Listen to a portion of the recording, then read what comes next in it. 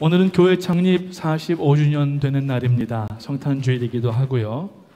1972년 12월 10일에 저희 퀸즈의 프라미스 교회 순복음 뉴욕 교회가 맨하탄 33가 지금은 없어졌지만은 그 미국 교회 글레이 타이딩스 타버나클 예배당에서 시작이 됐었습니다. 그리고 92년 11월 달에 퀸즈 건물을 사서 또 건물을 짓고 예배를 드리기 시작하고 여기까지 진행되어 왔고, 우리 뉴저지 성전은 지난 2012년 4월 달에 이 교회를 멀지를 하게 됐었습니다. 그래서 그때 성도님들도 계시지만은 우리가 이제 함께 지난 8년여 동안 손을 붙잡고 여기까지 달려나왔습니다. 우리 교회가 여기까지 올 수 있도록, 사역을 감당할 수 있도록 또 은혜 주시고 복 주신 하나님 앞에 우리 창립기념주일을 맞이해서 영광의 박수로 한번 올려드리겠습니다. 참 코로나 때문에 많이들 힘드신 상황입니다. 지금 4차 팬데믹이 와서 전 세계가 지금 두려움과 공포 가운데 있습니다. 얼마 전에 뉴스를 보니까, 신문을 보니까 이 코로나 바이러스 하나가 무게가 1펩토그램 정도 된다고 그래요. 1펩토그램이면은 얼마나 되는지는 저는 이 어떤 예측이 안 되는데 아주 굉장히 미세한 그러한 무게겠죠. 근데 지금 한 사람이 감염이 되게 되면은 몸 안에 바이러스가 보통 10억 개에서 많으면은 1000억 개까지 이렇게 확장이 된다고 합니다. 그래서 어젯밤까지 전 세계 코로나로 감염된 사람 숫자가 7,610만 명입니다. 아직 1억 명이 안 됐는데, 만약에 1억 명이 감염됐다 하더라도 이 1펩토그램을 다 모이면은 그냥 한 1kg 정도밖에 안 되는, 요 물보다 조금 더 무거우려나요? 요 정도밖에 안 되는 그러한 그 무게인데, 이게 지금 전 세계를 공포로 이렇게 몰아넣고 있는 것입니다. 참 힘들고 어렵지만은 그러나 우리는 여기까지 왔습니다. 한 해가 다 지나가고 성탄절을 맞이합니다. 다음 주일이면은 이제 송년주일이 되고 2012년도를 맞이하게 되는데, 여러분 두려워하지 마시고 또 하나님 앞에 우리의 해야 될 일들을 잘 감당하시면서 승리하게 되시기를 바라겠습니다. 지금 백신이 나와서 한 두세 가지 종류의 백신이 미국은 지금 확보를 해놓고 있고, 전 세계적으로도 자국 국민들을 위해서 지금 백신 확보 아주 치열한 경쟁들을 하고 있다고 합니다. 근데 백신을 맞아야 되느니 말아야 되느니, 어떤 사이드 이펙트가 심하다느니, 몸이 마비된다느니 이런 얘기들이 나오는데, 사실 여러분 우리가 평소에 맞는 백신 독감 백신도 맞으면 죽는 수도 있고, 그 발표되지 않아서 그렇지 미국 안에서도 독감 주사 맞고 한 해에 죽는 사람 숫자가 한 100여 명이 넘더라고요. 그러니까 사이드 이펙트 따지게 되면은 참 두렵지만은 저는 그렇게 생각합니다. 인류가 죄악으로 질병과 사망을 맞이하게 됐지만은 하나님께서 신약을 개발하게 하시고, 또 이러한 것들도, 의학도 하나님의 구원의 한 은혜의 방편이라고 생각합니다. 믿음으로 여러분들 두려워하지 마시고 또 진행해 나가시기를 바라겠습니다. 오히려 이렇게 어렵고 힘든 상황 가운데 우리는 주님께 집중해야 되겠습니다. 오늘 이 성탄의 주인공은 바로 예수 그리스도이십니다. 그래서 오늘 이 본문 말씀을 통하여서 세례 요한이 본 예수 그리스도라고 하는 제목으로 처음에는 말씀을 이렇게 준비를 하였습니다. 이 세례 요한이 예수 그리스도를 지금 보는 관점이 여기 쭉 나오고 있어요. 어떻게 세례 요한인가 보니까 요한복음이지만은 지금 오늘 본문 나오는 이 말씀은 누구의 말씀이냐면 세례 요한이 한 말입니다. 요한이 예수님의 탄생과 하나님의 아들이심을 증거하기 위하여서 구약의 성경적 정통성을 먼저 나타내기 위해서 세례 요한의 이야기를 끌어오는 걸 볼 수가 있습니다. 그래서 그 세례 요한이 이제 다음에 설명이 나오겠지만은 하나님이 누구신가, 경건한 그러한 생활 가운데에서 성령께서 저에게 이 전지적인 시점을 갖게 하십니다. 무슨 말씀이에요? 전지라고 하는 것은 모든 것을 다 안다는 그러한 뜻입니다. 정확하게 안다는 뜻입니다. 시점이라고 하는 것은 보는 그러한 방향을 얘기를 하는 겁니다. 그래서 오늘 말씀의 제목을 성탄절 또 되고를 해서 전지적 성탄 시점이라고 말씀을 지어봤는데, 제목을 지어봤는데, TV에 한 프로그램이 있습니다. 조금 전에 보신 그 자막처럼 전지적 참견 시점이라고 하는 프로그램이 있는데, 게스트들을 초대에다가 패널들이 이제 질문을 하면서 대화를 해나가는 그러한 프로그램입니다.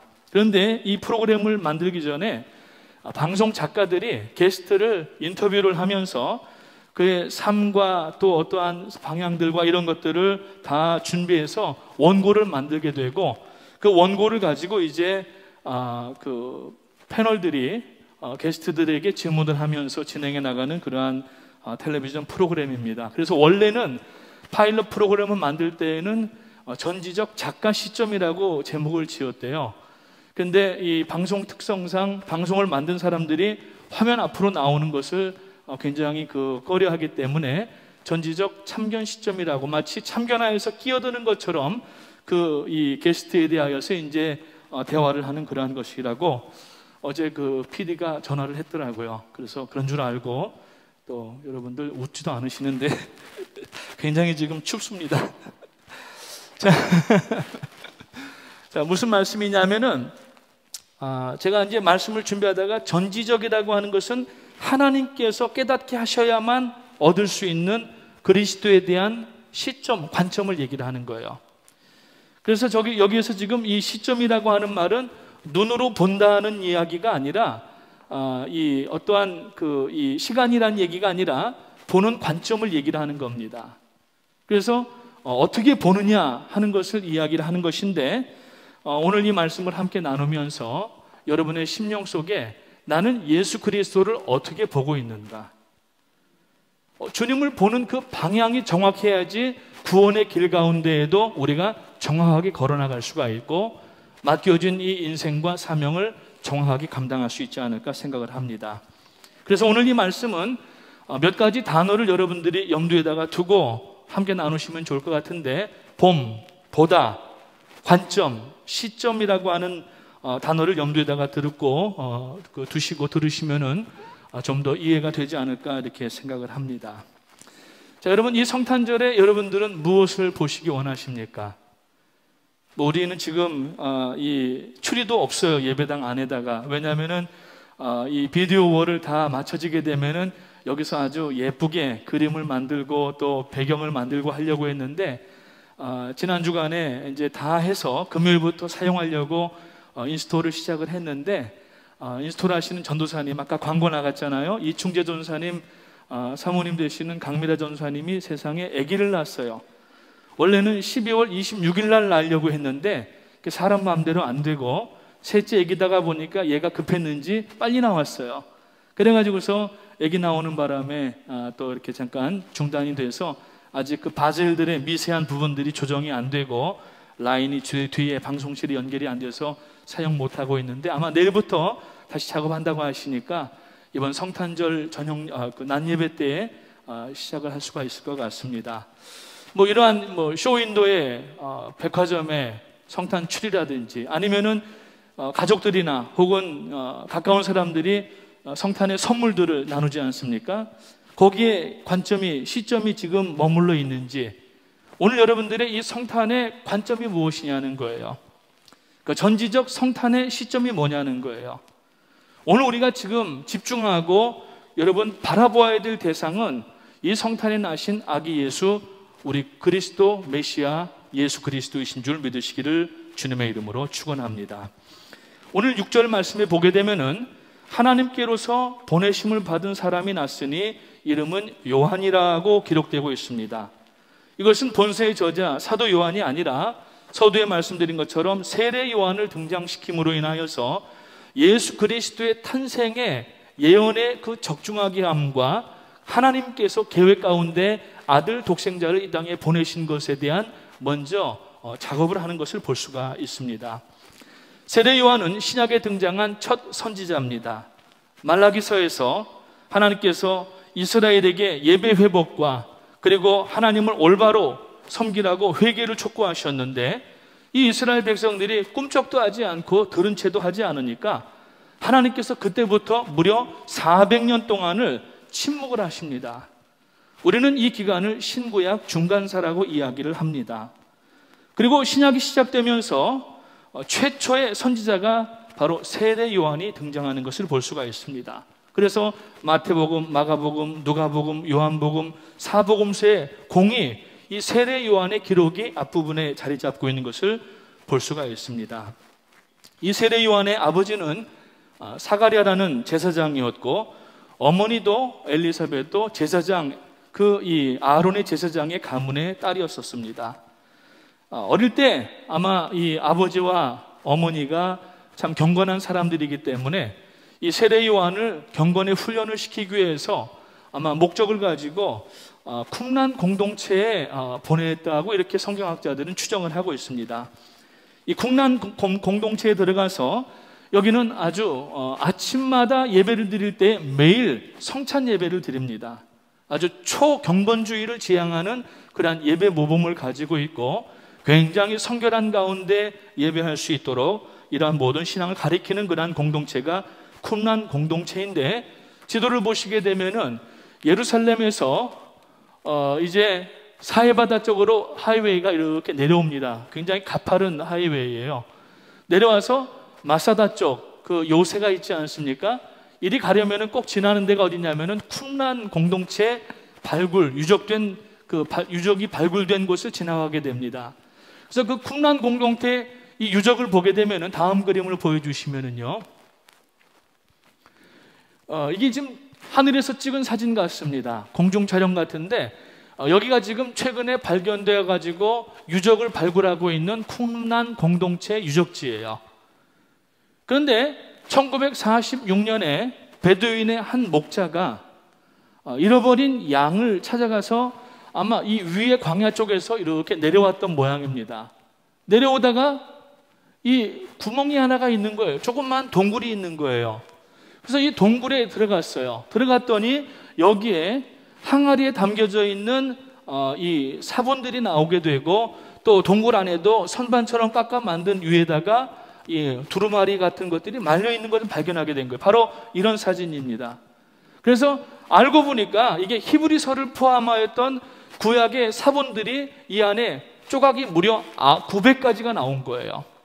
그래서 지금도 이제 저 발굴 작업은 끝났지만은 밑에 있는 그 쿰란 공동체에 생활하였던 그 삶의 터전들을 지금도 계속 발굴하고 있는 그런 상황을 성지순례를 가보게 되면은 우리가 볼 수가 있게 되는데, 아무튼 이렇게 쿰란 공동체에서 세례 요한이 이제 경건 훈련을 받고 있는 가운데 신학자들의 추정은 거기에서 아마 이 예수 그리스도에 대한 전지적 시점을 갖게 되지 않았을까라고 입을 모으고 있다고 하는 것입니다.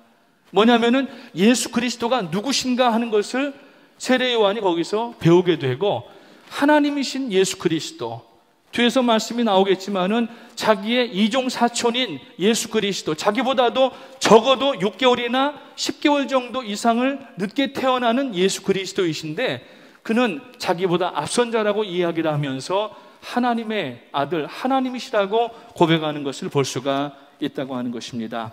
그래서 이 세례 요한이 성령의 전지적 시점을 갖게 하셔서 이제 그리스도에 대한 관점을 분명하게 하고 광야에 나가서 외칩니다. 그래서 쿰란 공동체를 나오게 되고 어디로 가냐면 유대 광야로 들어가서 구약의 말라기와 또 이사야서에서 예언한 대로 광야에서 외치는 자의 소리가 되어서 예수 그리스도에 오셔서 사역하실 수 있도록 그 길을 평탄케 하는 일을 세례 요한이 하는 것을 볼 수가 있습니다. 그래서 선지자로서, 신약의 첫 선지자로서 외치는 내용이 뭐였냐면은 마태복음 3장 2절 말씀을 보시면은 회개하라 천국이 가까웠느니라고 말씀하고 있어요. 회개하라 천국이 가까웠느니라. 그래서 이 세례 요한의 성경적 정통성의 근거는 메시아의 예언이 등장하고 있는 이사야서 40장과 말라기 3장에서 나오고 있는데, 여기에 보면은 예수님의 탄생 예언과 비슷하게 세례 요한의 출현과 그의 사역들이 언급이 되어 있는 것을 볼 수가 있어요. 적어도 이 세례 요한 오기 전에 이미 수백 년 전의 일이었던 것입니다. 그래서 이 세례 요한의 메시아를 완전하게 아는 전지적 관점, 뷰포인트, 시점은 바로 성령으로 인하여서 얻어지게 된 것을 우리가 알 수가 있게 됩니다. 바로 이 전지적인 메시아 시점, 이것은 오늘 구원받기를 원하는 사람이라면, 그리고 구원받은 사람이라면 반드시 이 시각으로 예수 그리스도를 보아야 우리가 하나님도 볼 수가 있고 천국을 향하여서 담대하게 걸어나갈 수 있는 줄 믿으시기를 주님의 이름으로 축원합니다. 이 시점이라고 하는 말은 앞서서 잠깐 언급드렸지만은 어떤 포인트 오브 타임, 시각이라는 말이 아니에요. 여기 시점이라고 하는 시는 볼 시자를 쓰고 있고 점점자를 쓰고 있는데, 보는 관점, 즉 퍼스펙티브를 이야기를 하는 겁니다. 세례 요한은 예수 그리스도를 볼 때 완전하게 볼 수가 있었는데, 그것은 자기의 지식과 성품으로 본 것이 아니라 성령 하나님께서 저에게 깨닫게 하시고 가르쳐 주셨기 때문에 전지적인 메시아에 대한 시점이 그에게 있었던 것을 우리가 알 수가 있습니다. 헬라어 단어에 보면은 보다라고 하는 단어가 두 가지가 나오는데, 하나는 데이크누미라고 하는 말이 있고 또 하나는 오라오라는 말이 있습니다. 여기 이 데이크누미라고 하는 것은 우리들의 이 안구를 통하여서 뒤에 망막의 상이 거꾸로 맺히는데 뇌신경으로 들어갈 때에는 이게 올바로 잡혀져서 피사체들을 보는 이 봄을 이야기합니다. 이건 육신의 봄을 이야기합니다. 근데 오라오라고 하는 것은 예를 들어서 A라고 하는 것을 이 예로 들면서 말을 할 때 B를 깨닫게 하는 거예요. 그래서 헬라어에 보게 되면은 패러블이라고 하는 말이 나오는데, 이것은 우리가 지금 쓰고 있는 단어 가운데 패러블, 패러라이즈, 뭐냐면은 같이 놓고서 비교할 때 이해가 되는, A를 통하여서 B를 알게 되는, 즉 예수 그리스도를 통하여서 하나님과 천국을 알게 되는 그러한 것을 바로 오라오라고 이야기를 합니다. 그래서 이 미국 사람들이 이 관념이 아직까지 있는데, 무엇인가를 설명해 주면은 지금 눈으로 보고 있지 않지만은 설명을 듣고 이해가 되면은 하는 말이 뭐냐면은 I see, 그러면서 알아차렸다는 거예요. 지금 눈으로 보이지 않지만은 알았다는 거예요. 그게 바로 오라오라고 하는 단어입니다.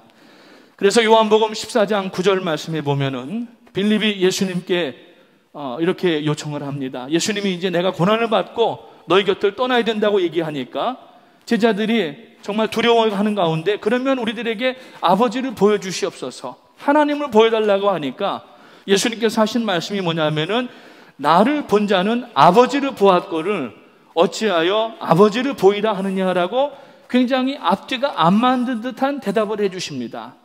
그때 이 오라오라고 하는 단어가 쓰이고 있는데, 나를 본 자라고 하는 것은 물론 예수님을 볼 때에는 눈으로 제자들이 보았지만은 예수님의 사역과 가르침을 통하여서 예수님이 하나님의 아들임을 깨닫게 하는 것을 이야기하는 거예요. 그러니까 나를 본 자는, 오라오로 본 자는 아버지를 이미 보았다, 아버지를 보았다. 오라오로 다시 자신을 통하여서 하나님을 보았다고 이야기를 하시면서 어찌하여 아버지를 눈으로 데이크누미로 보이라고 하느냐라고 책망하시는 이야기가 요한복음 14장에 보면은 나타나고 있는 것을 볼 수가 있습니다. 오늘 이 자리에서 성전 예배를 드리시거나 아니면은 온라인을 통하여서 지금 예배하시는 분들 가운데 지금 이러한 세례 요한의 관점으로 예수님을 내가 보고 있고 믿고 있고 지금 천성의 길을 향하여서 걸어가고 있는지, 이 성탄에 다시 한번 자신을 돌아보게 되시는 귀한 시간이 되시기를 주님의 이름으로 축원합니다. 그러면은 이 세례 요한이 보았던 전지적 메시아 시점이 무엇인가? 성탄에 오신 예수 그리스도가 어떤 분이었는가 하는 것을 오늘 본문에서 말씀을 하고 있는데, 첫 번째로 10절부터 13절의 말씀에 보면은 세례 요한은 예수 그리스도를 마치 죄인이 영접해야 될 구세주로 보았다는 겁니다. 예수 그리스도에 대한 이해의 오해를 파기시키는 겁니다. 세상 사람들은 여러 종교가 있고 그 종교의 창시자들을 이제 믿습니다. 그러면서 성인의 4대 성인의 한 사람 이렇게 이해를 하고 있든지, 아니면은 2000년 전에 이 땅에 와서 의로운 죽음을 하고 간 한 유대 청년으로 그렇게 기억을 하고 있든지, 하지만 이 땅에 오신 예수 그리스도는 그를 위해서 온 것이 아니라 바로 나를 죄악 가운데에서 구원할 구세주로 오셨다고 오늘 사도 요한은 본문에서 이야기를 하고 있습니다. 지금도 그렇지만 안타깝게 당시에 이 유대인들은 예수님을 알아보지 못했습니다. 왜냐하면 예수님을 알 수 있도록 하는 방법이 차단되었기 때문입니다. 누구에 의해서? 종교 지도자들에 의하여서 예수 그리스도가 차단되고, 심지어는 십자가에 예수님을 못 박는 가장 직접적인 일을 행한 사람들이 뭐냐면은 바리새인과 서기관들과 종교 지도자들이 그렇게 했는 것입니다. 세례 요한은 메시아를 영접하지 않은 인생들을 향하여서 안타깝게 지금 이 말씀을 전하면서 오늘 12절 말씀에 보니까 영접하는 자, 곧 그 이름을 믿는 자들에게는 하나님의 자녀가 되는 권세를 주었다고 분명하게 이야기하면서 전지적 메시아 시점을 이야기를 하고 있습니다. 두 번째로 세례 요한은 말씀이 육신이 되신 하나님으로 보았던 것입니다. 예수님을 그냥 사람으로, 한 조그만 아이로, 아니면 자기의 이종 사촌으로만 본 것이 아니라 예수 그리스도는 하나님이시다, 말씀이셨는데, 태초부터 상고부터 계셨던 말씀 하나님이셨는데 사람의 몸을 입고 이 땅에 내려오셨다고 이야기를 하고 있습니다. 마태복음은 예수님의 이 다윗의 계보로 쭉 내려오는 가운데 계보가 나타납니다. 족보책이라고도 볼 수가 있죠. 그런데 이 요한복음에 보게 되면은 오늘 1장 1절 말씀에 보면은 태초에 말씀이 계시니라, 이 말씀이 하나님과 함께 계셨으니 이 말씀은 곧 누구라고 그랬어요? 하나님이시라고 말씀하고 있습니다. 즉 예수 그리스도를, 메시아를 말씀이 육신이 되신 하나님으로 정확하게 이해한 전지적 메시아 시점이 있었다는 이야기인 것입니다. 여기서 말씀이라고 하고 있습니다. 그래서 나중에 사역 후기에 반모섬으로 가기 직전에 이제 요한 1, 2, 3서를 쓰게 되는데, 그 요한 1, 2, 3서 1절과 2절에 보니까 태초부터 있는 생명의 말씀에 관하여는 우리가 들은 바요, 눈으로 본 바요, 주목하고 우리 손으로 만진 바라. 이 생명이 나타나신 바 된지라. 이 영원한 생명을 우리가 보았고 증거하여 너희에게 전하노니 이는 아버지와 함께 계시다가 우리에게 나타나신 바 된 자니라고 말씀을 하고 있어요. 여기 보니까 나타나신 바자가 된 자가 되었다고 이야기를 하는데 바로 성탄의 주인공이신 예수 그리스도를 가리키는 말씀입니다. 이는 세례 요한의 가진 시점은 성령께서 가르쳐 주셨다고 하는 것을 알 수가 있는 내용이 되는 것입니다. 창세기 서두에도 보게 되면은 창세기 1장 1절에 태초로 시작합니다. 태초에 하나님이 천지를 창조하시니라. 요한복음도 보니까 태초에 말씀이 계시니라. 똑같은 태초를 쓰고 있습니다.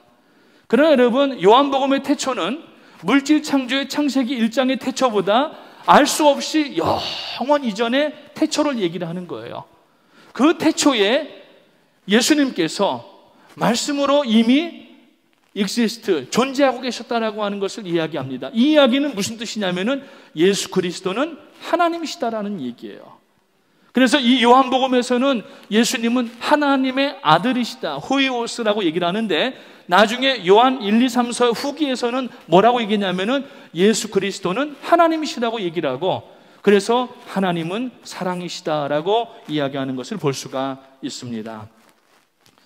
요한복음은 여러분 하나님의 아들에 대한 내용을 증거하는 책입니다. 그래서 사복음서 중에 공관복음에 들어가지 않고 요한복음으로 따로 떼어놓는 것입니다. 뿐만 아니라 바울도 그랬습니다. 바울 사도도 빌립보서 2장 6절 말씀에 보게 되면은 그는 근본 하나님의 본체시나 하나님과 동등됨을 취할 것으로 여기지 아니하시고 오히려 자기를 비어 종의 형체를 가져 사람들과 같이 되었고 사람의 모양으로 나타나셨음에 자기를 낮추시고 죽기까지 복종하셨으니 곧 십자가의 죽으심이라고 말씀합니다.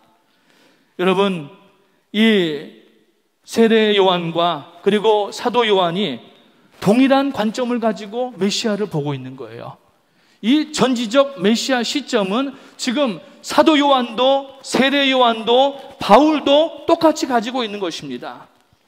여기 보니까 하나님이 사람의 모양으로 나타나셨다는 말씀은 사람의 육신을 입고 이 땅 가운데 내려오셨다는 의미이고, 이것을 다른 말로 얘기를 하면은 비하했다, humiliation이라고 얘기를 합니다.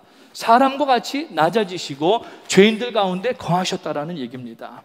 그리고 십자가에서 못 박혀 죽으심으로 말미암아 구원을 이루시고 사흘 만에 부활하셔서 모든 잠자는 자들의 첫 열매가 되시고 40일 동안 땅에 거하시면서 시리와 낙심 가운데 빠져있던 성도들을 찾아다니면서 저들에게 샬롬으로 안부하시면서, 그리고 잃어버렸던, 끊어졌던 그들의 사명을 다시 재위임해 주시고 500여 성도들이 보는 가운데 다시 승천하시게 됐는데, 이것은 승귀, 엑솔테이션이라고 이야기를 합니다. 다시 하나님의 본래의 자리로 가셨다라는 이야기입니다.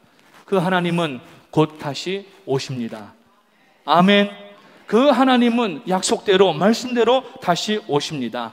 그렇기 때문에 메시아를 보는 관점은 오늘 우리들도 요한과 세례 요한과 빌립과 바울과 다 똑같아야 되는 거예요. 그렇지 않으면은 예수님을 오해하거나 미스언더스탠딩 할 수밖에 없다고 하는 것입니다. 그래서 세례 요한이 오늘 본문 15절에서 뭐라고 얘기합니까? 아까 우리가 드라마 바이블 들으면서 성경을 봉독했었는데 이 15절 할 때 목소리가 달랐어요. 그 목소리가 혹시 누군지 아시나요? 그 영화배우 차인표 씨 목소리입니다. 그러면서 세례 요한의 목소리를 이렇게 냈었는데, 요한이 그에게 증거하여 외쳐 이르되 할 때 내가 전에 말하기를 내 뒤에 오시는 이가 나보다 앞선 것은 나보다 먼저 계심이라 한 것이 이 사람을 가리킴이라고 말씀했습니다. 여기 보니까 자기보다 예수님이 앞서 계시다라는 얘기예요. 여러분, 육신적으로 세례 요한은 예수님보다 몇 개월이라도 앞선 사람입니다. 마리아의 어머니 안나와 엘리사벳의 어머니 소베는 자매지간이었다고 합니다. 즉 세례 요한과 예수님은 육신적으로 볼 때에는 사촌간이었습니다. 그런데 엘리사벳이 먼저 임신을 하고 한 6개월쯤 됐을 때에 마리아가 엘리사벳을 찾아오게 됩니다. 그때 마리아가 막 성령으로 잉태되었었습니다. 수태고지를 받았습니다. 천사가 나타나서 내가 아들을 낳으리니 그 이름을 임마누엘이라 하리라고 말씀을 하고, 그리고 그 말씀대로 순종을 하는 것입니다. 그리고 나서 이제 임신을 먼저 한 엘리사벳에게 찾아옵니다. 그때 누가복음 1장 41절 기록에 보니까 이 엘리사벳이 마리아가 문안함을 들음에 이 아이가, 세례 요한이 어머니의 뱃속에서 뛰노는지라 그랬어요. 그러니까 자기의 메시아이신 예수 그리스도가 오시는 것을 듣고서 세례 요한이 복중에서부터 뛰었다고 하는 정말 기적 같은 이러한 그 기사가 오늘 누가복음에 나오는 것을 볼 수가 있는 것입니다. 요한은 영적으로 예수님과 비교 자체가 불가한 그러한, 예수님은 태초부터 존재하시는 하나님이심을 전지적 메시아 시점으로 이미 인지하고 있었고, 육신적으로는 또래 사촌이었지만은 영으로는 자기 구원을 하는 메시아이시기 때문에 마가복음 1장 7절 말씀에 보면은 나는 굽혀 그의 신들매를 풀기도 감당치 못하겠노라고 얘기를 했어요. 신들매라고 하는 게 뭐냐면은 찾아보니까 이 유대인들도 옛날에 저희들 집신 신던 것처럼 집신을 신었어요. 그런데 이 집신이 평평하게 생기고 이 구멍에 고리들이 있는데 이 끈이 있습니다. 끈을 이 구멍에다가 연결해 가지고 신발이 벗겨져 나가지 않도록 타이트하게 묶는 끈이에요. 이 끈을 신들매라고 이야기를 하는데, 그 유대의 풍속을 보면 주인이 밖에를 나갔다 왔을 때에 이 마루에 앉게 되면은 하인이 세숫대에다가 물을 담아 가지고 와서 이 신들매를 풀고 그 발을 물에다 넣어서 씻겨주고 옆구리에 차고 있던 수건으로 발을 물기로 훔친 다음에 마루에다가 올려주는 것이 종이 하는 일이에요. 그런데 지금 세례 요한은 예수님의 이 신들매를 풀지도 못하겠다고, 무슨 얘기냐면은 그 정도로 떨리고 두려운 마음으로 창조주 하나님 앞에 서 있다고 하는 것을 표현한 얘기가 바로 나는 굽혀 그의 신들매를 풀기도 감당하지 못하겠노라고 고백하고 있는 모습을 볼 수가 있다는 얘기입니다. 뿐만 아니라 요한복음 3장 30절 말씀에 보면은 그는 흥하여야 하겠고 나는 쇠하여야 하리라. He must be increased, I must be decreased. 그는 높여져야 되고 자기는 낮아져야 되겠다는 얘기예요. 그러면서 마지막으로 예수님을 요단강에서 세례를 주고 나서 세례 요한은 사라져버리게 됩니다. 여러분, 얼마나 겸손하고 주님의 길을 준비하는 그러한 사역을 완벽하게 감당했는지 알 수가 없습니다. 구약의 미가 선지자도 같은 그러한 이 메시아, 전지적 메시아 관점을 가지고 있었습니다. 미가서 5장 2절 말씀에 보니까 베들레헴 에브라다야 너는 유다 족속 중에 작을지라도 이스라엘을 다스릴 자가 내게로 나올 것이라. 그는 근본 상고의 태초에 있다고 말씀을 하고 있습니다. 상고의 태초라고 하는 것은 아주 제일 처음 맨 끝에, 근데 우리는 그 시간적인 정점이 무엇인지를 모르는 영원전이라는 얘기예요. 거기서부터 존재하신 분이 나올 것이다 라고 이제 이 베들레헴에 대하여서 예언하는 것을 볼 수가 있었습니다. 이 전지적 메시아 관점, 사도연과 세례 요한과 바울과 미가가 똑같이 가지고 있었습니다. 이 통일성과 그리고 일치성과 일관성은 무엇입니까? 이거는 바로 하나님의 계획 가운데 이루어진 것을 우리가 알 수가 있는 것입니다. 예언의 출처가 모두 한 분이셨고, 구원의 계획자가 하나님 한 분이시었고, 같은 성령께서 하나님의 사람들을 붙잡고 감동시키셔서 그들로 하여금 예수 그리스도를 오시게 하는 그러한 예언과 사역 가운데 사용하셨다고 하는 것입니다. 오늘도 우리가 주를 그리스도로 시인하고 영접하는 것은 바로 같은 성령 하나님께서 우리에게 그 사명을 주신다고 하는 것을 깨달으시고, 오늘 우리도 예수 그리스도의 길을 평탄케 하는 이 일을 위하여서 이 성탄절에 선물이라든지 외적인 것에 우리가 관심을 두르기보다는 먼저 예수 그리스도를 똑바로 바라볼 수 있는, 바로 알 수 있는 이러한 그리스도에 대한 전지적 시점이 있으시기를 주님의 이름으로 축원합니다. 마지막으로 이제 세례 요한은 오늘 14절 말씀해 보니까 죄인들과 함께 하신 친구로 메시아를 보았다고 하는 것입니다. 오늘 14절 말씀을 다시 한번 읽어보시면은 말씀이 육신이 되어 우리 가운데 거하심에 우리가 그의 영광을 보니 아버지의 독생자의 영광이요 은혜와 진리가 충만하더라고 말씀하고 있습니다. 죄인과 똑같이 되셔서 죄인을 구하러 오셨습니다. 그리고 예수님은 내가 이제 너희를 종이라 하지 않고 친구라 하겠다고 말씀하시고, 친구에게는 모든 걸 다 가르쳐 준다고 말씀하시면서 주님께서 말씀을 저들에게 해주신 것을 볼 수가 있습니다. 여기서 친구들 사이에 거한다라고 하는 이 거한다는 말은 히브리어에 보니까 샤칸이라고 하는 말을 쓰고 있어요. 이 샤칸이라고 하는 말은 장막 안으로 들어간다라고 하는 뜻입니다. 전에 퀸즈 성전에 지금 이제 성서대학이 아래층으로 내려와 있지만은 전에 이제 이 테넌트들에게 주기 이전에는 6층에 성서대학이 있었습니다. 성서대학에 사진이 하나가 있었어요. 그 사진이 뭐냐면은 성막 타버너클에 이 하나님의 임재의 이 불기둥이 내려오는 이런 모양의 사진이 하나가 있었어요. 이건 뭐냐면은 이스라엘 백성들이 광야를 진행하다가 불기둥이나 구름기둥이 멈추는 데에서 가장 평평한 데를 자리 잡고 그 가장 중간에다가 먼저 성막을 설치를 하고 성막의 동서남북 사방에다가 세 지파의 텐트씩 이렇게 설치를 하게 됩니다. 그리고 나서 하나님 앞에 나와서 온 이스라엘이 하나님을 찬양하고 제사장들이 하나님 앞에 영광 돌릴 때에 하나님의 임재가 임할 때에 위로부터 구름이 모여서 내려오게 되는데, 그 구름이 떨어지면서 성막 가운데 가득 차고 이 구름이 동서사방에 전부 이렇게 전이가 되고 퍼지면서 이 내용을 보면서 뭐라고 얘기냐면은 쉐키나 글로리라고 얘기를 하는 겁니다. 뭐냐면 하나님이 우리 안에 오셔서 함께 거하신다는 얘기예요. 오늘 이 예배 가운데 하나님의 쉐키나 영광이 임하는 줄 믿으시기를 주님의 이름으로 축원합니다. 지금 구약이 아니어서 우리가 성막을 짓고 제사를 드리지는 못하지만은 마음의 제사, 희생의 제사를 지금 드릴 때에 하나님의 말씀에 의지하고 동의하고 그리고 메시아에 대한 동일한 이 전지적 시점을 가지게 되면은 오늘 여러분들의 심령과 가정 가운데에 메시아의 임재가 임하는 줄 믿으시기를 주님의 이름으로 축원합니다. 그래서 오늘 본문 14절에서는 분명하게 우리가 그 영광을 보니 아버지의 독생자의 영광이요 은혜와 진리가 충만하더라. 주님이 이 땅에 오신 것은 물론 우리의 죄를 구하기 위해서 이 땅에 오셨지만은 이 계획을 진행하시고 이루게 하시는 하나님의 영광을 나타내는 것이 먼저가 된다는 얘기예요. 그래서 이 성탄은 여러분 우리에게는 기쁨이지만은 먼저 하나님께 영광을 돌리게 되는 이 일이 되는 것입니다. 여기에 대한 시점을 우리가 분명하게 해야 됩니다. 그저 우리 병 고쳐주시고 잘 살게 하시고 뭐 또 안 되는 일 되게 하시고 이러기 위해서 오신 하나님이 아니라 먼저는 하나님의 영광을 드러나기 위하여서, 둘째는 우리를 죄악 가운데에서 구원하시기 위해서 오신 예수님이심을 다시 한번 마음속에 분명하게 새겨놓으시기를 주님의 이름으로 축원합니다.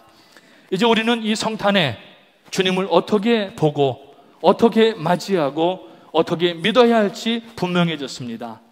세상의 불신자들은 예수님을 그냥 성인 중에 하나로 보고 있지만은, 혹은 십자가에 죽었지만 그냥 의로운 한 청년의 죽음으로만 그렇게 본다고 하면은 그것은 잘못 본 겁니다. 그것은 잘못 본 게 아니라 못 보고 있는 겁니다, 지금도. 그러나 우리는 보고 있습니다. 눈으로 봅니까? 아닙니다. 눈으로 본다면은 2000년 전으로 백투 더 퓨처를 봐야 돼요. 그럼 뒤로 가야 되는 거예요. 갈 기회가 있습니까? 갈 방법이 없는 겁니다. 그러나 2000년 전에 오신 예수 그리스도를 볼 수 있는 것은 데이큰 의미가 아니라 오라오를 통하여서, 우리가 이 말씀을 통하여서 예수 그리스도를 볼 때에 우리가 그 당시에 예수님 옆에서 보아도 실패했던 가룟 유다라든지 다른 예수님을 믿지 않았던 사람들처럼 실패하게 되지만, 우리는 눈으로 안구로 보지 못하지만은 오라오로 주님을 보기 때문에 오히려 더 분명하고 선명하게 주님을 보게 되는 줄 믿으시기를 주님의 이름으로 축원합니다.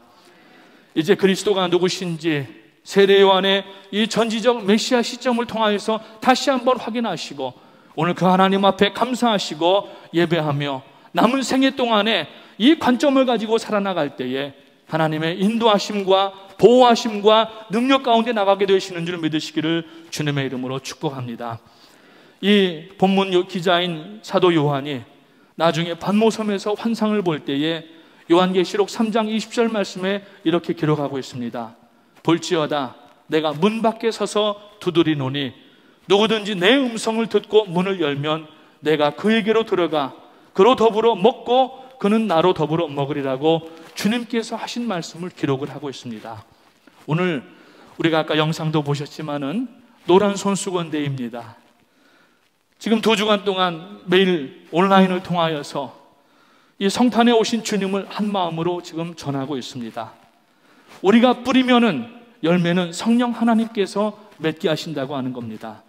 이제 주님 안에 함께 계셔서 그분의 인도하심으로 천국으로 나아가는 성도가 될 뿐만 아니라 나만 구원받고 천국 가는 게 아니라 지금도 영혼의 뒤안길에서 사단에게 몰매를 맞고 있는 영혼들에게 나아가서 저들이 예수 그리스도를 보는 관점을 갖게만 하면은 저들도 구원받는 하나님의 자녀가 되는 줄 믿으시고, 때를 얻든지 못 얻든지 환영받든지 핍박받든지 복음을 증거하는 우리 프라미스 교회 모든 성도님들 되시기를 주님의 이름으로 축원합니다.